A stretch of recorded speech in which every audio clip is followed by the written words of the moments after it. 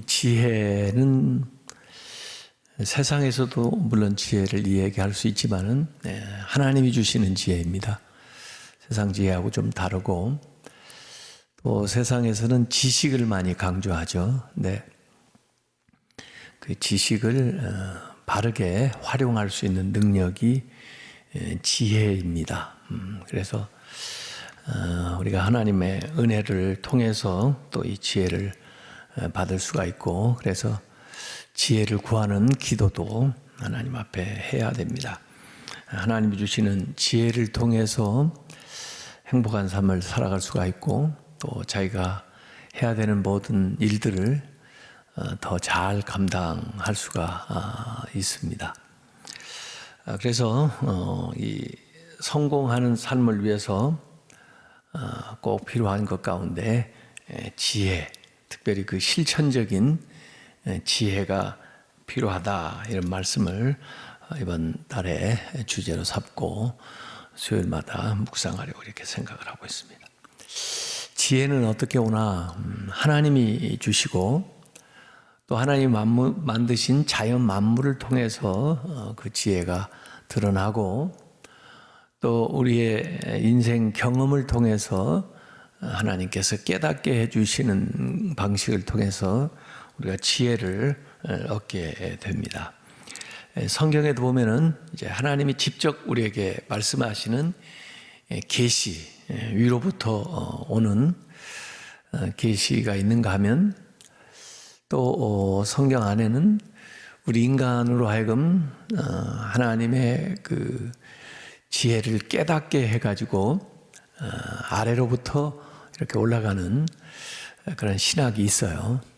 그래서 성경책을 쭉 보면은 이제 지혜 문학은 하나님이 인간에게 깨달음을 주셔가지고 또 그것을 자손에게, 자녀에게 알려주어서 그걸 기록하게 함으로써 이제 지혜 문학으로 형성되어 있는 책이 이 잠언, 전도서, 욥기 이런 책들이 있고, 그 외에도 시편에도 지혜 시편이 있고, 또 지혜로운 분들이 성경의 인물로 많이 성경에 나와 있습니다.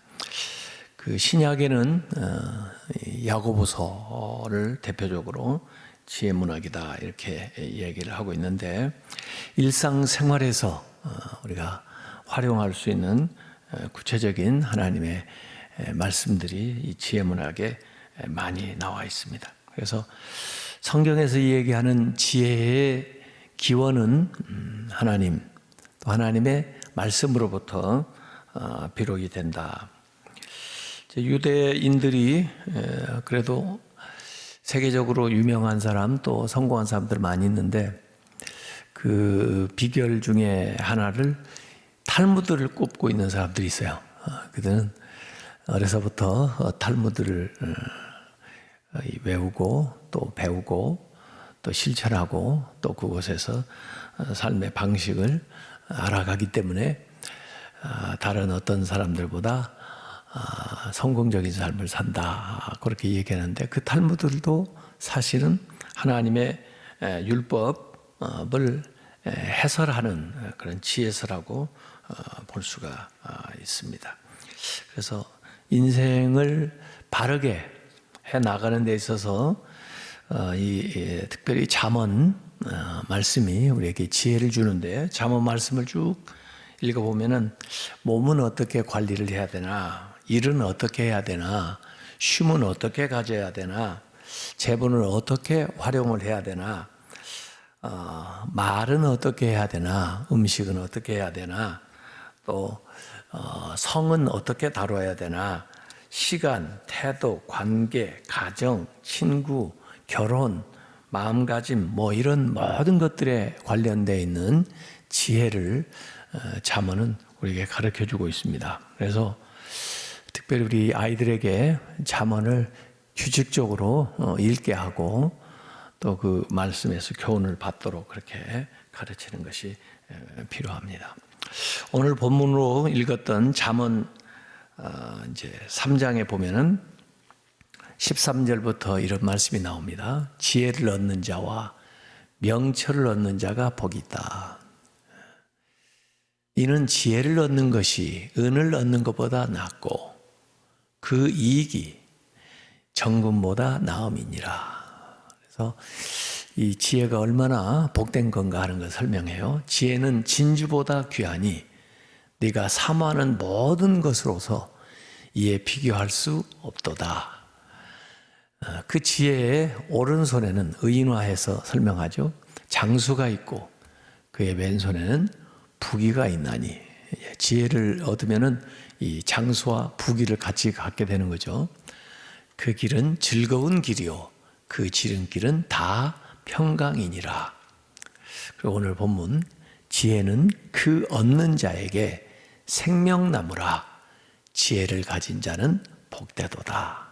그래서 시작할 때도 복되다 그리고 복되도다 이렇게 얘기하는데 지혜를 얻은 자가 생명나무라. 이 생명나무라는 말이 원래 창세기에 나왔었죠. 창세기 3번 나왔습니다. 그런데 생명나무 대신 선악과를 취함으로 생명나무에 접근하는 것을 이제 막았죠. 그래서 생명나무에 대한 언급이 쭉 없다가 이 잠언서에 4번 나옵니다. 그래서 이 생명나무는 지혜하고 연관이 있어요. 그래서 지혜를 통해서 나타나는 일들을 생명나무의 열매로 또 생명나무의 결과로 이렇게 잠언에서 설명을 하고 있습니다. 잠언에서 이렇게 설명을 하고 그 다음에 요한계시록에 또 4번이 나와요. 그래서 생명나무가 딱 11번 나오는데 창세기에 3번, 잠언에 4번, 요한계시록에 4번 나와요. 그래서 제가 볼 때는 무지개처럼 이렇게 돼 있는 창세기 가운데 잠언 그리고 마지막에 요한계시록 생명나무가 이렇게 나와 있어요. 네, 우리가 경험하고 또 우리가 먹을 수 있는 것이 이 지혜를 통해서 그 생명나무를 경험할 수가 있다. 이렇게 생각을 할 수가 있는 것입니다. 이 지혜에 대해서 다른 방식으로 설명한 대목이 솔로몬이 이 지혜를 하나님 앞에 구하였다 할 때 그 솔로몬이 이 분별력을 구했다 해서 분별하는 거하고 지혜하고 이렇게 같이 그 동의적으로 설명을 하는 대목이 성경에 나와요. 그러니까 지혜라는 게 뭐냐? 분별력이다. 분별을 잘 하는 거죠. 하나님의 뜻, 하나님의 마음을 그 모든 사물이나 하는 일에 있어서 분별해 나가는 것이 지혜예요. 그래서 하나님께 영광이 되고 또 하나님에게 기쁨이 되고 또 많은 사람들에게 유익이 되고 또 본인에게도 복된 일을 해 나가는 것이 바로 이 그 지혜로운 사람이다. 그렇게 성경에 이 얘기를 하고 있습니다. 세상의 사람들은 좀 약삭빠르게 그렇게 살아가면서 남을 또 속이거나 또는 자기의 이익을 취하기 위해서 수단과 방법을 가리지 않고 그렇게 사는 사람들을 세상의 지혜로운 것처럼 그렇게 얘기하는 경우가 있는데 성경에서 볼 때는 그건 지혜로운 사람이 아니죠. 사악한 사람이죠. 요사이는 참 이 지혜에 대해서 얘기하기가 좀 어렵기도 해요. 왜냐하면 성경의 지혜보다 세상적인 지혜를 구하는 자들이 뭔가 좀 세상적으로 볼 때 잘 되는 것 같아요. 그리고 그들이 뭔가 이득을 얻고 권력을 얻고 또 어떤 일들을 주도하는 것 같아가지고 정말 하나님이 주시는 이 지혜를 통해서 살아가는 것들을 강조하는 것이 요새 심지어 신자들에게도 그렇게 살아가지고 됩니까? 그런 이야기를 듣는 경우가 있어요. 그러니까 하나님의 지혜는 실패하는 적이 없습니다. 그리고 이 하나님이 주시는 지혜는 영원한 것이고 또 이 세상뿐만 아니라 하나님 앞에서도 인정받는 지혜다. 이것은 인간의 그 덕성, 이런 도덕성까지도 다 포함한 것들이 지혜예요. 그래서 이 잠언이나 이 말씀에 지혜를 오늘 설명할 때도 인격적인 개념으로 설명을 하고 있어요. 그래서 그냥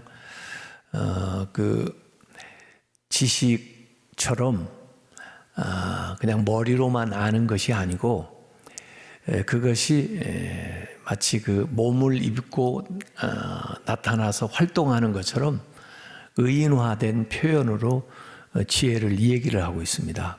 그래서 반드시 그 지혜에는 덕성, 도덕성이 같이 이렇게 결부가 되어야 된다는 것이죠.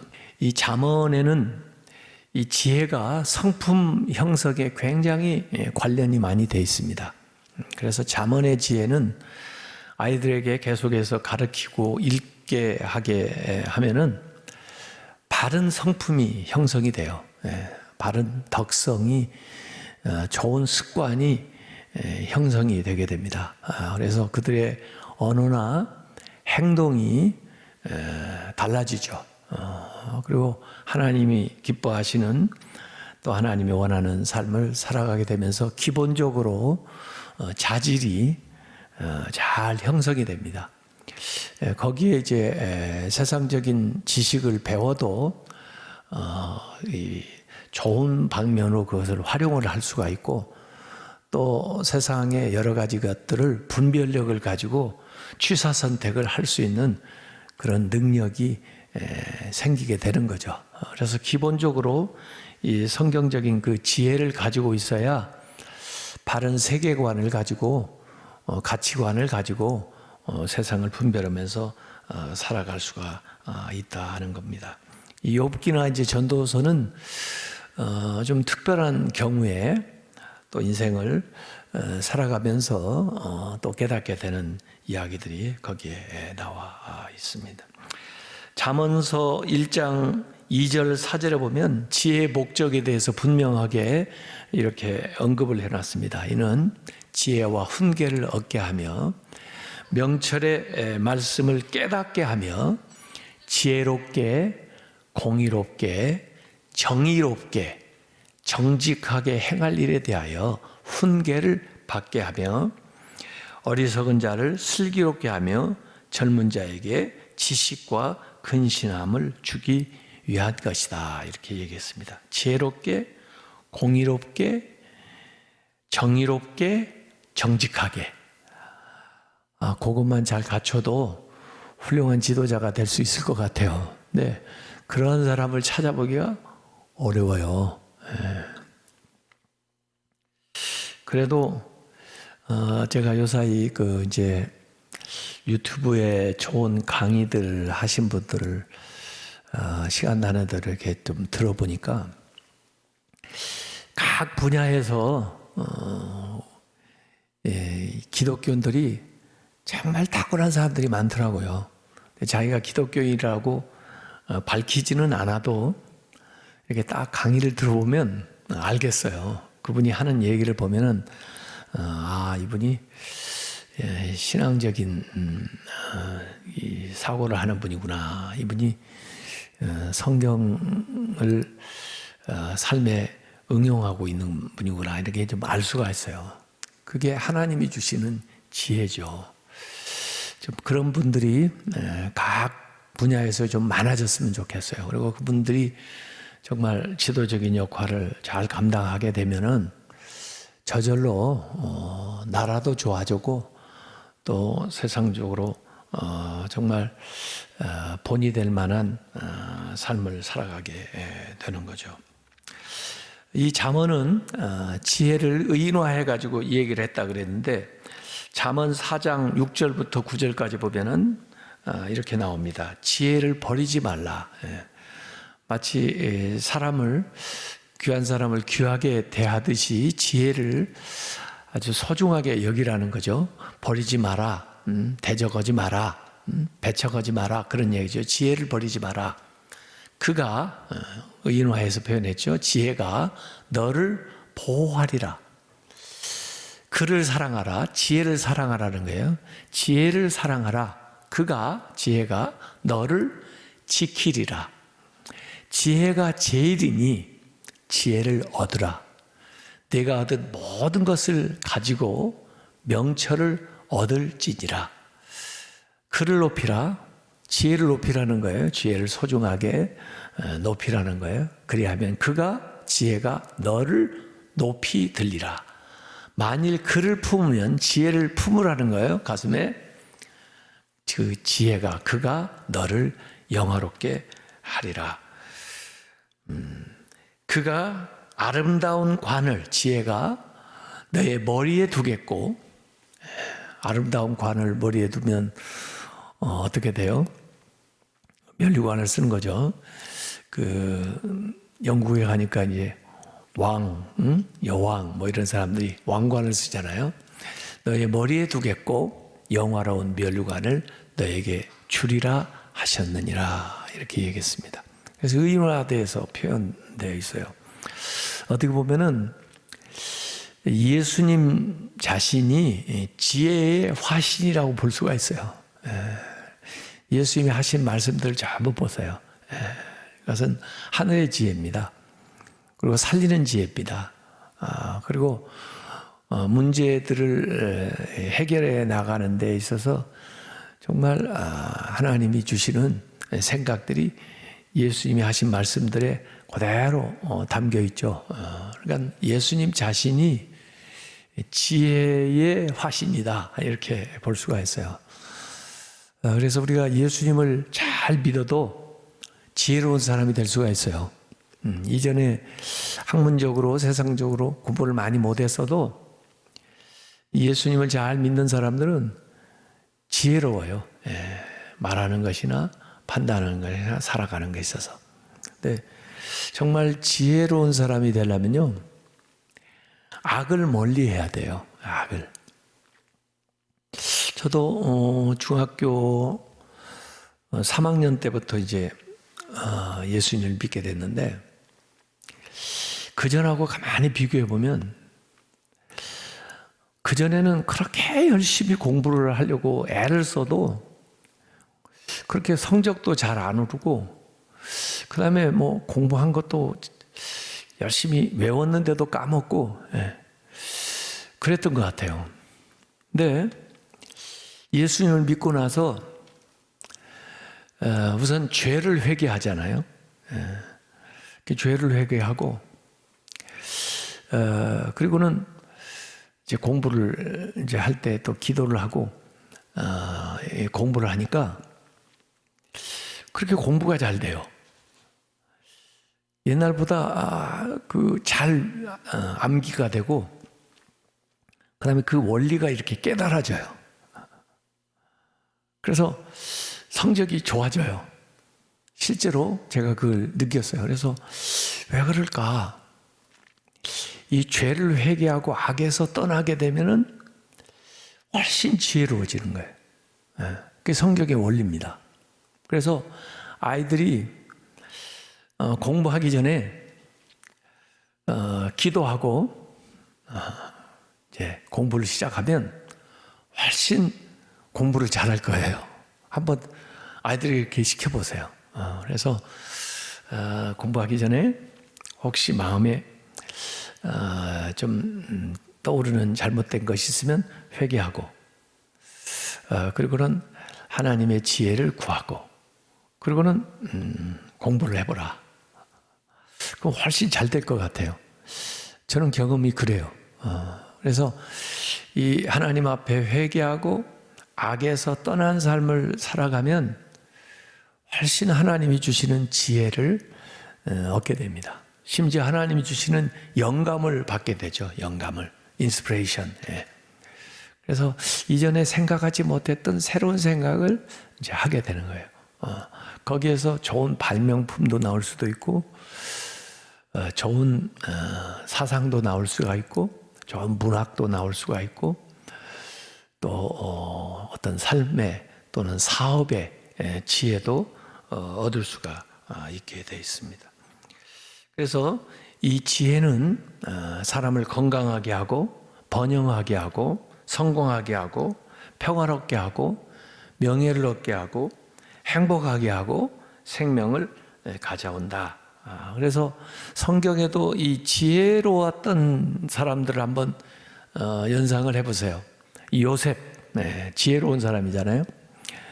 이 요셉은 정말 가진 게 아무것도 없고 정말 남의 종이 되고 감옥에 들어갔던 사람인데도 불구하고 그는 그 지혜로 말미암아 그 모든 것을 극복할 뿐만 아니라 그 지혜로 말미암아 존귀한 자리까지 올라가게 된 사람이 이 요셉입니다. 다니엘도 그렇잖아요. 다니엘도 포로로 잡혀갔는데 그곳에서 이 정권이 바뀌어도 왕권이 바뀌어도 나라가 바뀌어도 그 총리의 그 자리에서 그가 있을 수 있었던 것은 하나님이 주시는 지혜, 그 지혜로 말미암아서 그 모든 일들을 이 다니엘이 잘 감당해 나가는 것을 볼 수가 있습니다. 이 솔로몬도 지혜로운 사람이라 다른 좀 여러 가지 부족한 것도 있었지만은 이 잠언서를 이렇게 기록을 하고 또 이 전도서를 기록하는 그런 지혜를 가지고 있었고, 성경에 보면은 그 아비가일이라는 여자도 굉장히 지혜로운 여자예요. 위기에서 삶의 이제 그 반전을 꾀하는 그런 일들하고, 에스더 같은 여자분도 굉장히 지혜로운 사람이에요. 그런 분들이 어려운 역경에서 새로운 돌파구를 만들어 낸다는 겁니다. 그래서 지금 어느 때보다도 지혜가 필요해요. 하나님이 주시는 지혜가 필요해요. 그래서 코로나19 상황에서도 정말 우리가 지혜롭게 대처를 잘 해 나가면은 그 코로나19로 피해를 입지 않을 뿐만 아니라 오히려 이 상황 속에서 더 잘 되는 길을 찾아갈 수가 있습니다. 그래서 우리 11월에 이 지혜를 얻기 위해서, 지혜를 갈망하기 위해서 애를 써야 되는데, 자기가 지혜가 부족하다 그러면 어떻게 해야 돼요? 하나님 앞에 기도해야죠. 야고보서 1장 5절에 너희 중에 누구든지 지혜가 부족하거든 모든 사람에게 후히 주시고 꾸짖지 아니하시는 하나님께 구하라. 그리하면 주시리라. 하나님이 주시는 지혜를 받아야 됩니다. 그리고 잠언에서는 전제적으로 또 그렇고 계속해서 하는 얘기는 하나님을 믿는 사람이 지혜로운 사람이에요. 하나님을 인정하는 사람이 지혜로운 사람이에요. 아무리 공부 많이 한 사람도 대단한 학위를 가지고 있어도 하나님을 인정하지 않으면, 하나님을 믿지 않으면 어리석은 사람이 되는 거예요.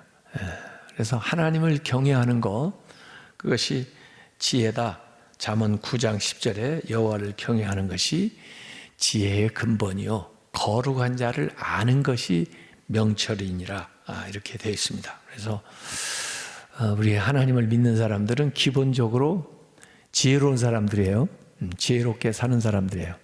그래서 그 하나님께 지혜를 구하면서 하나님이 주시는 그 지혜로 말미암아 잘 분별하면서 그렇게 살아가야 되는데, 지금이 정말 지혜가 더 어느 때보다 필요한 때입니다. 그래서 하나님, 저들에게 지혜를 주세요.